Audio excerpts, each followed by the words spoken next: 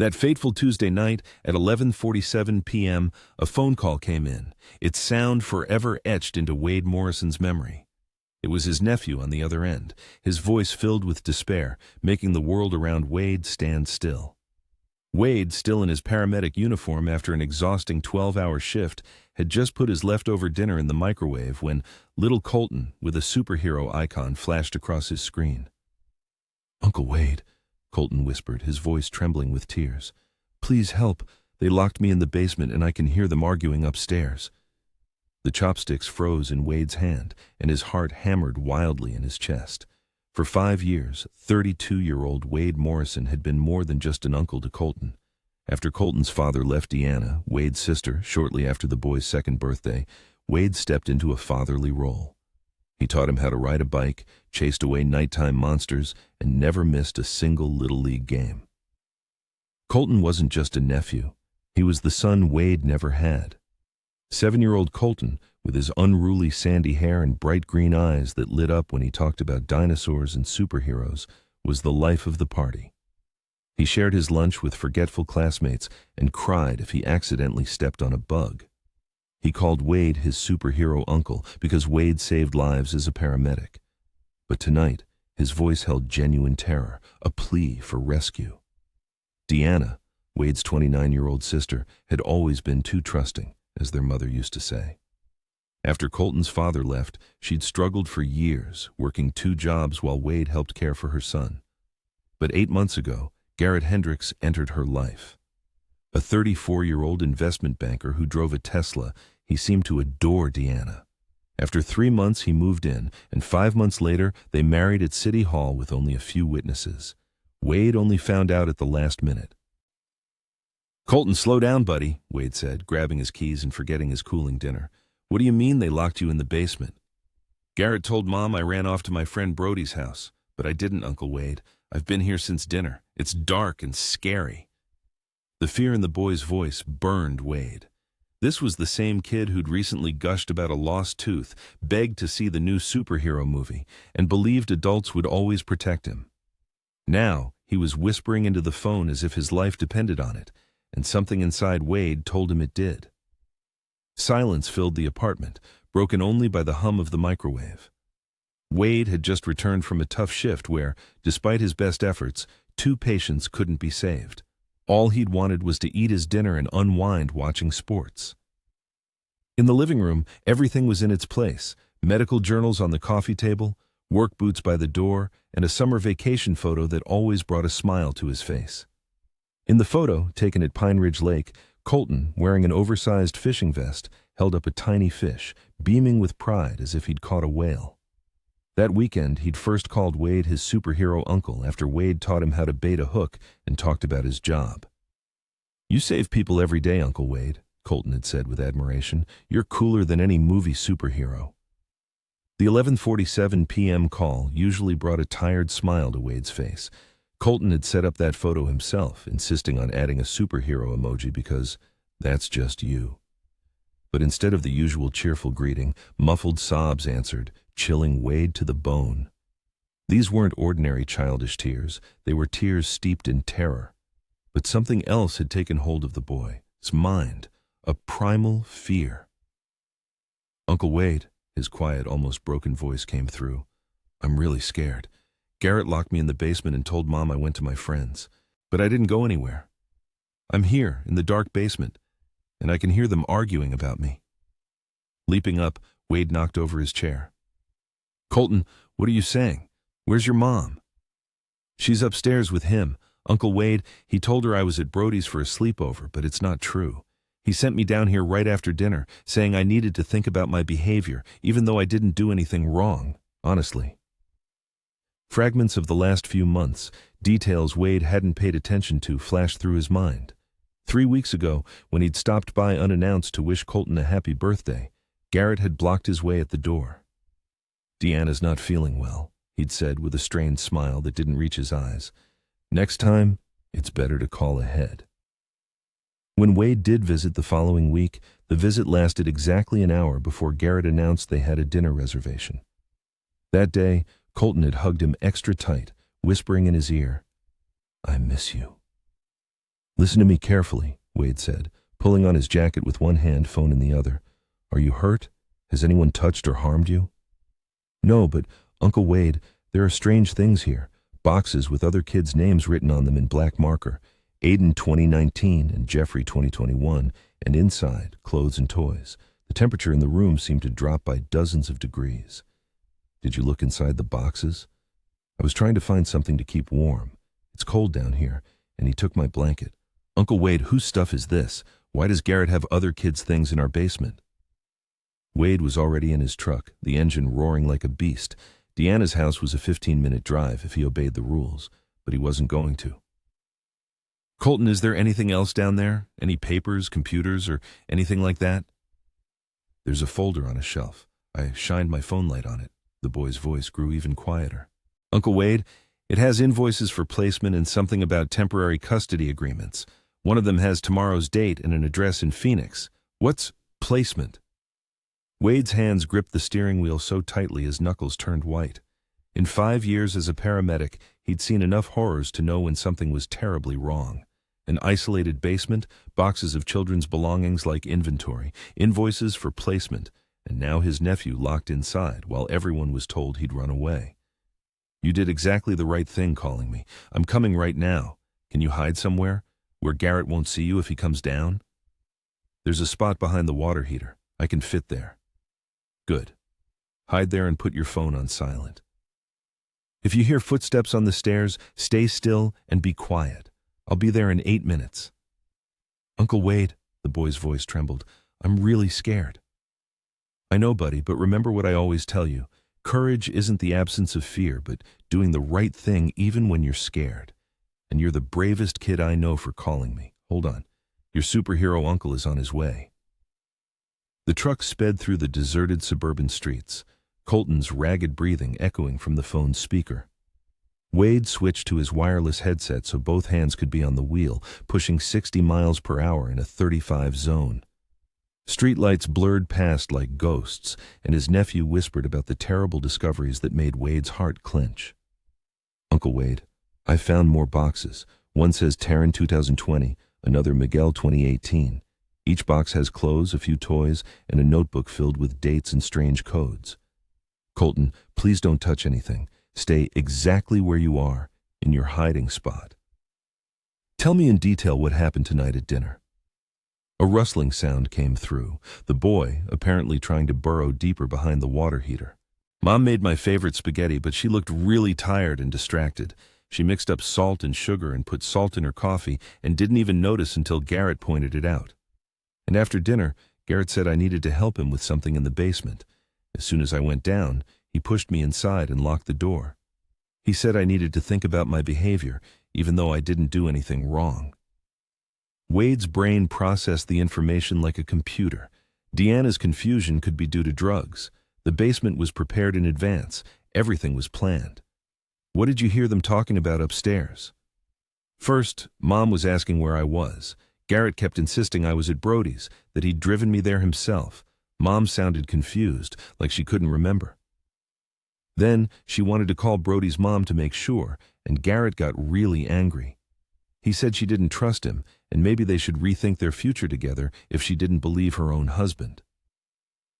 At 40 miles per hour, Wade sharply turned onto Maple Ridge. The house was 5 minutes away. Colton, this is very important. Has Garrett ever taken you somewhere alone, to any events or trips where Mom wasn't present? Yes, he has. Last week he said he was taking me to the dentist, but instead we went to some office building. He told me to wait in a room, and he talked to some people. They kept looking at me through a glass door and writing things down. When I asked what was happening, he said we'd go to the dentist another time and gave me $20 not to tell Mom we missed the appointment. The scattered fragments coalesced into a horrifying picture that made Wade want to punch through his windshield. Child trafficking. The boxes with names and dates, like trophies or inventory. Last week's meeting was likely a viewing of Colton for potential buyers, and tomorrow's address in Phoenix, that was probably the handover point. Uncle Wade, I hear footsteps upstairs. They're arguing again. Wade strained to hear something through the phone connection. Garrett's menacing voice drifted through the floorboards. Deanna, You're just being hysterical. The boy is fine. He's at his friends. You're just overtired and confused. Take your medicine and go to sleep." Deanna's reply was indistinct but persistent. "I want to see my son. Why won't you let me call him?" "Because it's past midnight. You'll wake up the whole house. And besides, we discussed this. Colton needs discipline, and you can't give him that. The family in Phoenix will provide him with opportunities we can't." "What family in Phoenix?" Deanna's voice suddenly had a steel edge. "What are you talking about?" A door slammed shut. Heavy footsteps sounded above Colton's head. "He's coming," Colton whispered, his voice filled with terror. "Uncle Wade, I think he's coming down here. Hide, get behind the water heater and turn off your phone, but stay on the line." A rustle, then Colton's ragged breathing. The basement door creaked open. Heavy footsteps descended the wooden stairs, each one slow and deliberate. "Colton," Garrett's voice was falsely gentle, like coaxing a scared animal. "Come out, buddy. Mom wants to say goodnight. Don't you want to say goodbye to Mom before your big trip tomorrow?" Wade's truck screeched to a halt in Deanna's driveway. All the lights in the house were on. Through his headset, Wade heard Garrett moving boxes, getting closer to Colton's hiding spot. "I know you're here, little man. I can see the boxes are moved. If you come out now, I won't be angry. We can even get ice cream on the way to Phoenix. It'll be fun, a trip, just you and me." "Won't that be a wonderful adventure? A trip, just you and me, away from all your worries?" The voice in his headset coaxed. Wade slammed the car's engine off and rushed to the front door. Locked. Peering through the window, he saw Deanna sprawled listlessly on the sofa. Her head lolled helplessly, as if she could barely stay conscious. Beside her on the coffee table lay a prescription bottle and a glass of water. Meanwhile, Garrett's insistent voice continued in Wade's ear, growing increasingly impatient. "Colton, my patience is running out. A wonderful family dreaming of adopting you paid good money. Don't you want loving parents who truly want you? Not like your mother, barely able to care for herself, or your uncle, who only visits when it's convenient for him." This was the last straw. Wade couldn't listen anymore. With his free hand, he grabbed his phone and dialed 911, quickly whispering the address to the dispatcher while Garrett continued his psychological torment downstairs.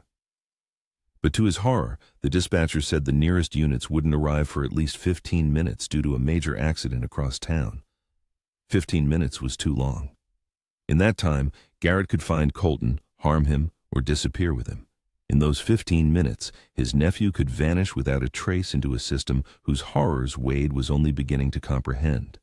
He had to make a decision, and he had to make it immediately. Wade stood on the porch for just 3 seconds, evaluating his options as he'd been trained to do in emergencies. Wait for the police, risking Garrett finding Colton, try to negotiate with a man clearly at the head of a child trafficking ring, or act immediately and deal with the consequences later. The choice was obvious. He pulled out his phone and quickly sent a text to his friend Vance, a detective with the county sheriff's department. 428 Maple Ridge right now. Suspected child trafficking. My nephew is in mortal danger. I'm going in. Then he called Colton again, whispering softly into his headset. Buddy, I need you to stay absolutely silent. I'm coming for you. As soon as you hear me yell your name, run to me as fast as you can. Okay, Colton whispered back, barely audible. Through the window, Wade saw Deanna try to push herself up from the sofa, only to collapse again. Whatever Garrett had given her, it was potent. He went around to the back of the house, remembering the sliding door Deanna never properly locked. The same door he'd fixed 3 times, but which, for some reason, always came loose. Thank God for small mercies. The door slid open silently. He crept through the kitchen, noticing a prescription bottle on the counter. Rohypnol, prescribed to Deanna Hendricks by Dr. Morin Caldwell, but his sister's last name was still Morrison. She hadn't officially changed it after marrying Garrett. The prescription was fake, and the drug was potent enough to cause memory loss and confusion. He was drugging his sister. Wade heard Garrett's voice from the basement, muffled through the floorboards. You know, Colton, your Uncle Wade isn't coming to save you. He doesn't even know you're here. By tomorrow morning, you'll be with your new family, and everyone will think you ran away. Your mom won't even remember you were home tonight. His hands clenched into fists with rage. He moved toward the basement door, located at the top of the stairs. But first, he needed evidence. He took Deanna's phone from the coffee table, pressing her thumb to the scanner to unlock it while she mumbled incoherently. He started recording a video, trying to capture her drugged state and the pills on the table. "Garrett?" Deanna suddenly called out, her voice hoarse and confused. "Where's my baby? Where's Colton?" Heavy footsteps sounded on the basement stairs. Garrett appeared in the doorway, his face red with fury. He was bigger than Wade remembered, about 6'3" tall, with the build of someone who spent money on a personal trainer. But Wade had something he didn't, the element of surprise and the rage of an uncle protecting his nephew. "Deanna, I told you he was staying at a friend's," Garrett said, then froze, seeing Wade standing in his living room. "Wade, what the hell are you doing in my house? What the hell are you doing here in my house?" The question came, full of indignation and malice. Without stopping the phone's recording, Wade calmly replied, "This is my sister's house, and my nephew called me himself, begging for help. So don't play innocent, Garrett. I know everything. The children, locked up like merchandise in boxes, Aiden, Jeffrey, Taryn, Miguel, the payments for their upkeep, the bribed officials, that family in Phoenix eagerly waiting to adopt another boy tomorrow, unaware of the truth." A whole range of emotions instantly crossed Garrett's face, from initial astonishment and fear to cold, calculating malice. "You're breaking the law. I'm calling the police immediately," he blurted out, trying to maintain some semblance of control over the situation. "Beat you to it, buddy. They're already on their way. But right now, things are going to go my way. You give me the key to the basement door, and I'm getting my nephew out of there." Garrett let out a disgusting chuckle that sent shivers down Wade's spine. "Do you even realize who you're messing with? I have connections you wouldn't dream of. Judges, prosecutors, people who make problems just disappear. Do you think some backwater paramedic can stop a network that's been running like clockwork for years?" "Maybe not," Wade admitted, taking a step forward. "But I'm certainly not letting you take Colton." Noticing Garrett reach for a desk drawer where Wade knew he kept a weapon, he didn't give him a chance. With a furious lunge, he tackled Garrett, ramming his shoulder into his stomach. They crashed onto the coffee table, scattering pills across the floor. Garrett was a strong opponent, but Wade had 5 years of experience subduing unruly patients in the cramped confines of ambulances. Twisting his arm behind his back and pinning him to the floor with his knee, Wade roared, "Colton, run to me, now!" A rustling sound came from below, and small feet pounded up the stairs. Garrett struggled desperately, squirming under Wade's weight. "You don't understand. These children were unwanted. Their parents couldn't cope. We found them better homes, families who could give them everything they could ever dream of." "You mean families who bought them?" Wade growled back, increasing the pressure on his arm until Garrett cried out in pain. Colton burst into the room, covered in tears and dirt. He rushed to Wade, clutching a folder to his chest like a shield, which he'd apparently managed to grab in the basement. "I got it, Uncle Wade," he choked out through sobs. "It has all the letters and information about the other kids. I managed to grab it while he was looking for me." Sirens wailed in the distance, growing louder with each second. Garrett resisted more furiously, realizing his world was collapsing. "This evidence means nothing. My lawyers will destroy you. You broke into my house. You assaulted me." "Actually," Wade cut him off, holding up Deanna's phone, which had been recording the entire time. "I entered my sister's house to check on her condition after an emergency call from my nephew, and this video clearly shows you admitting to child trafficking. But please, go on. The district attorney will be thrilled to hear about your criminal network." Suddenly, red and blue lights flooded the room. Car doors slammed shut. Vance's voice, amplified by a megaphone, boomed from outside. "Sheriff's Department, we're coming in!" Wade hugged Colton tightly, the boy clinging to him, his small body trembling from exhaustion and terror. "You did it, buddy," he whispered in his ear. "You saved yourself and all the other children. You're a real hero today." The front door burst open, and Detective Vance Kruger rushed into the room, accompanied by 4 fully equipped officers with weapons drawn. Wade had never been so glad to see his old high school friend in full tactical gear. Vance's gaze quickly assessed the situation, Wade restraining Garrett, Colton in his arms, Deanna unconscious on the sofa. "Wade, are you hurt?" Vance asked, gesturing for his officers to take control. "We're fine, but my sister is drugged. She needs immediate medical attention." Wade handed Garrett over to the officers, who immediately cuffed him. Then he hugged Colton tightly, lifting him into his arms, just as he used to when the boy was 4. Colton wrapped his legs around him, seeking protection and comfort in his embrace. Mr. Hendricks, you are under arrest for unlawful confinement, endangering a minor, and suspected human trafficking, Vance announced, reading Garrett his rights while another officer called for emergency medical assistance. Suddenly, Garrett's demeanor underwent a drastic change.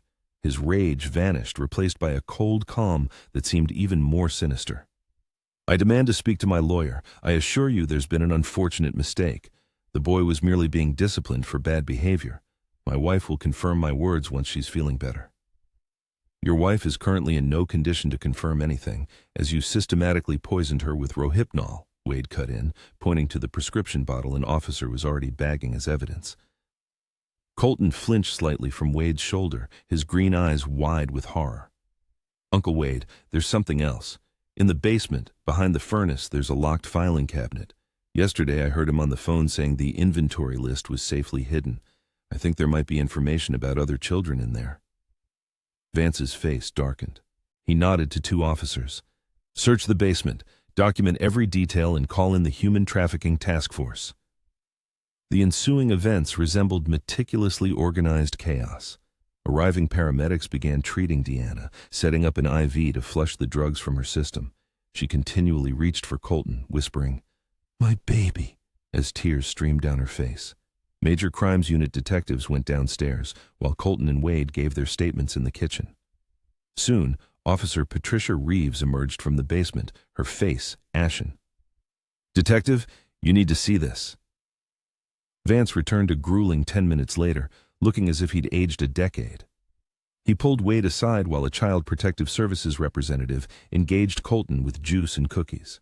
"Wade, that filing cabinet contained detailed dossiers on 14 children over the past 6 years, names, photos, medical records, and payment details for placement ranging from $30,000 to $75,000 per child.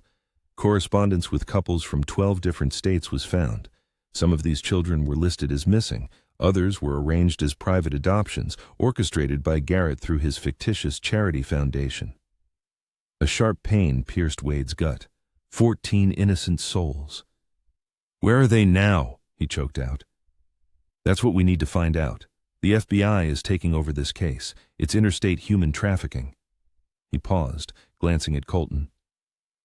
"Your nephew's call tonight may have helped uncover one of the largest child trafficking rings we've ever encountered in this state." Wade returned to Colton, who was absorbed in drawing in a sketchbook provided by the social worker. He'd drawn himself as a superhero standing next to a tall figure labeled Uncle Wade.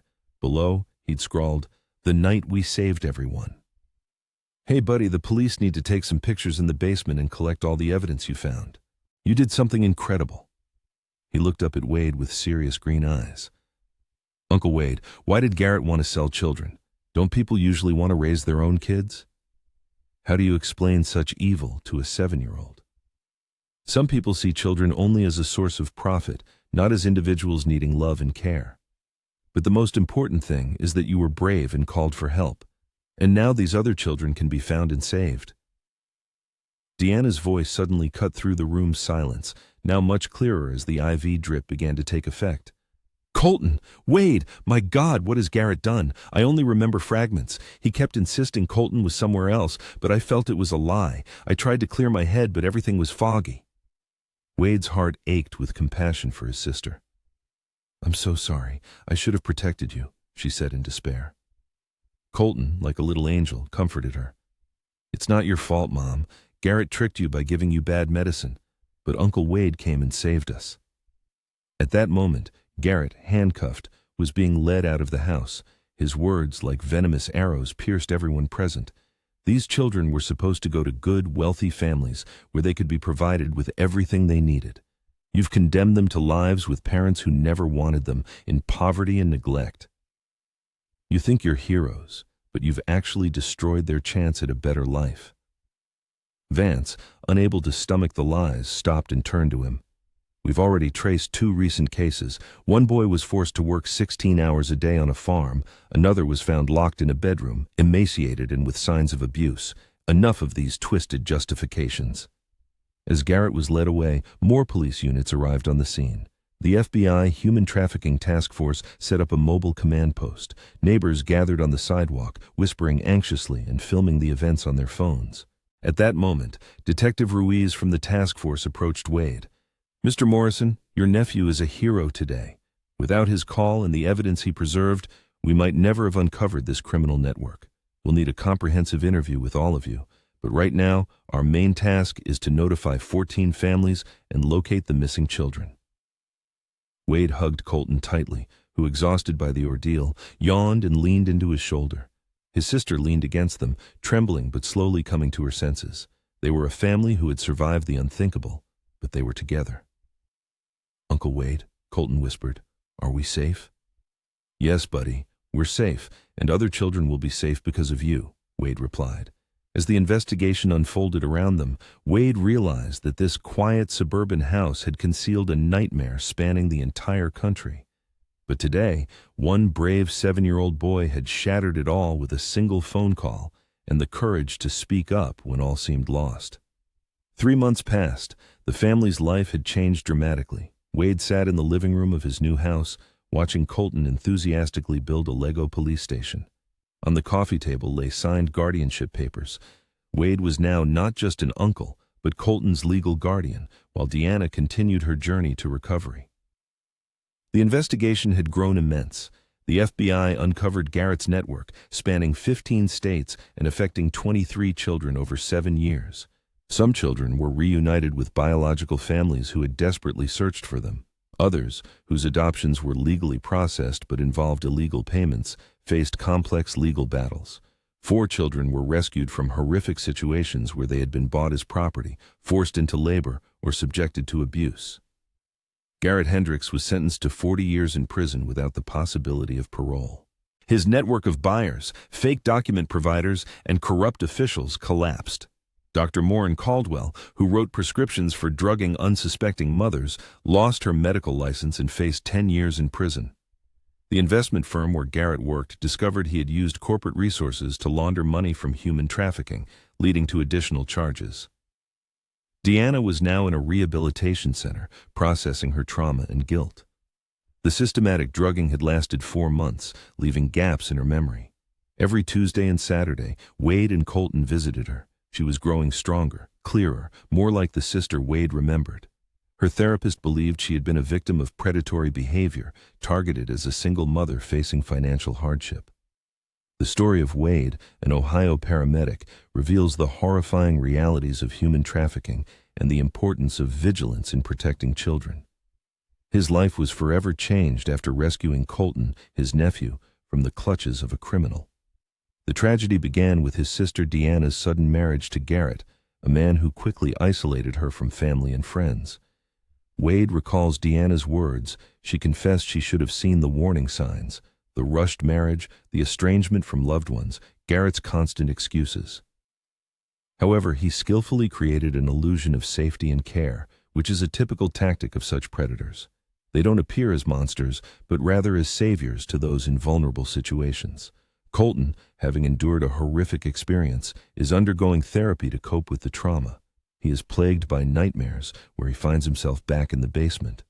During these times, Wade makes sure to be there, reminding him of his safety and that his bravery helped save other children. His psychologist notes the boy's incredible resilience and emphasizes the importance of a stable and loving environment for his recovery. One day, Colton asked a question that deeply moved Wade: whether the other rescued children had someone who cared for them as much as Wade cared for him. Wade hopes so, and believes that thanks to Colton's actions, they now have a chance to find their own support.